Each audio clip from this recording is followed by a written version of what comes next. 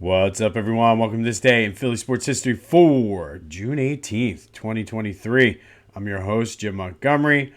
Very special Father's Day shout out to all the fathers out there, all the father figures, uncles, grandfathers, single moms who assume both roles, anybody who stepped up and became or is a father figure to you or anyone. Happy Father's Day to you.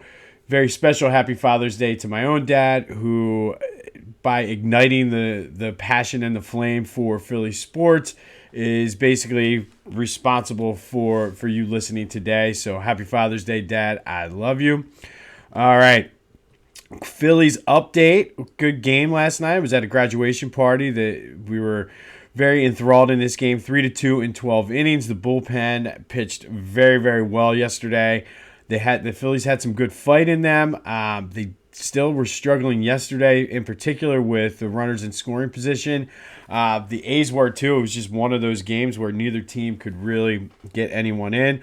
But a win, no matter how ugly it is a win. That's five straight wins, five straight series. They're over 3 games over 500 for the first time this season. Still trying to keep pace with the Braves, though, who won again too, I believe. But it'll come around. There's a big series starting on Monday, and the fact that we've already taken 2 out of 3 from the A's, maybe give some of the guys a day off today. I don't know, rest them up, start thinking ahead now. You can prepare for that series Monday against the Braves now that you've taken care of business out west. On the Sixers front, apparently there's renewed interest or renewed consideration in him signing with the Sixers. And honestly, at this point, I mentioned it earlier in the week.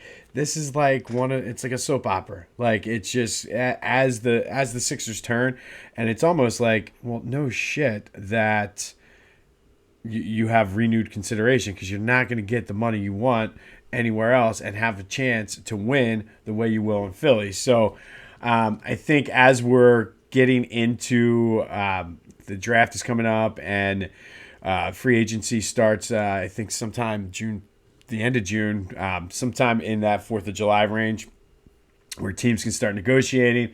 I think you're going to start seeing more smoke, but I think ultimately this is all circling back to Harden coming in, signing like a 2-year deal with a option for a 3rd year or something. But we'll see how it goes. I saw that and I was kind of like, well, yeah, no shit. You have renewed interest, because nothing else you were working on is really working out for you. But we'll see.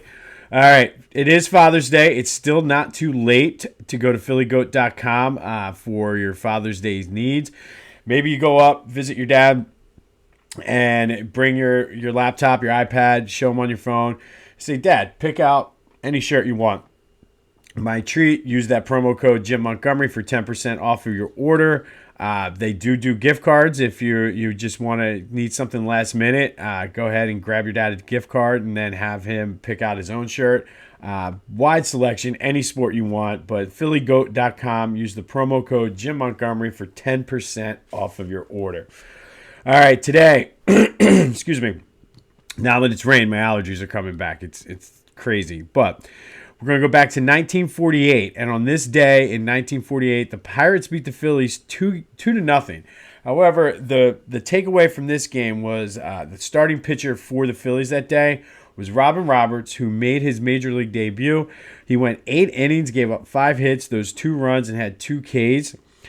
He would go on to have a very lengthy Hall of Fame career with the Phillies, among some other teams then. I think Baltimore, he may have played for Houston late in his career. But his 14 years in Philadelphia, he amassed 234 wins, which is second all-time on the Phillies list next to Steve Carlton. And numbers like that, honestly, are probably never going to be touched, just because of the way the games are managed and everything. So the fact that he ended up with 286 wins for his career, but again, that was back at a time when wins for a pitcher actually meant more than they do now. Because at this point, I mean, that you have so many instances now where you hit your pitch count, you're taken out, whether you have a no-hitter or anything. So I don't think we're ever going to see numbers like that touched again. But Robin Roberts, second all-time on the Phillies list. Probably a safe bet that he's going to stay there. As I mentioned, he is in the Hall of Fame. His number 36 is retired out on the Ashburn Alley wall at Citizens Bank Park. He actually was an integral part of that 1950 Whiz Kids team, that young team. I think he won like 17 games that year, but he was sort of the stud on that pitching rotation that year. He was not there in 1964, which maybe if he still was, he still had some gas left in the tank by then, but maybe if he was still there, that could have helped stop that slide they were on. But on this day, back in 1948, Robin Roberts made his first career start for the Phillies. Would go on 14 years, Hall of Famer, just one of the all-time greats to ever do it. All right, for rivalry week month, this one is probably not a big rival for the Phillies anymore.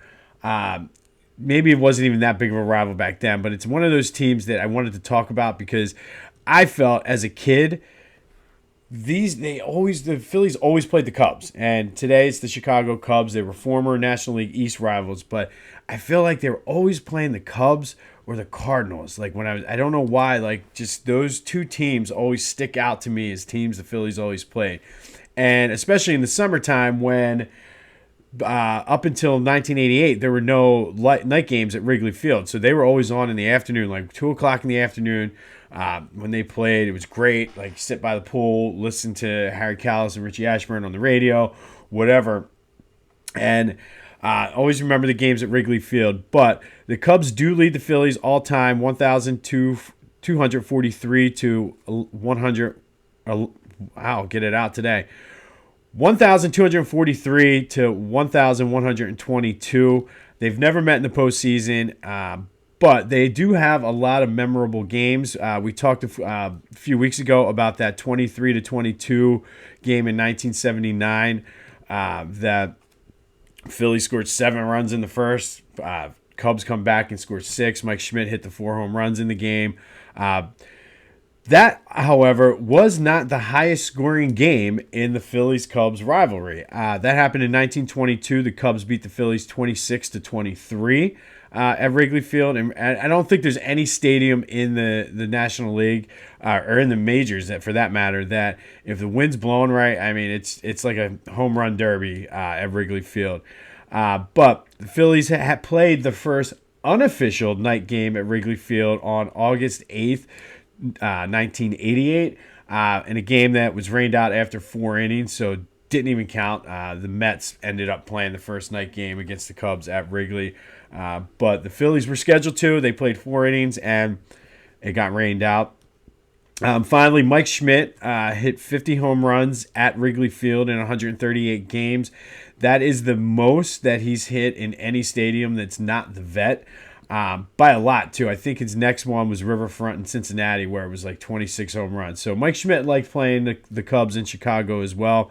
If I had to score this one, it's going to be a low score just because of just the lack of a rivalry, basically. But I felt, growing up, the Cubs are the one team I always remember seeing the Phillies playing. So I'm going to give it a 2 out of 5. They're probably higher on my list than what yours would be. But let me know, where do the Cubs rank as a Phillies rival?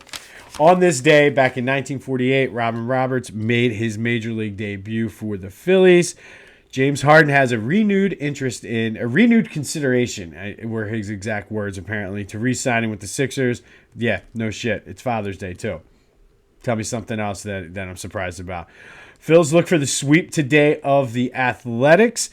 There is that Philly connection there. I was talking to a guy at this party about that, about the Philadelphia A's and just how they've moved so many times and this and that. But this has been This Day in Philly Sports History. I'm Jim Montgomery. Happy Father's Day to everyone, especially my own dad. Go have yourselves a Sunday, grill out, eat a steak, take your dad somewhere nice, whatever, watch the game, but enjoy. Happy Father's Day. And until next time, I'll see you when I see you.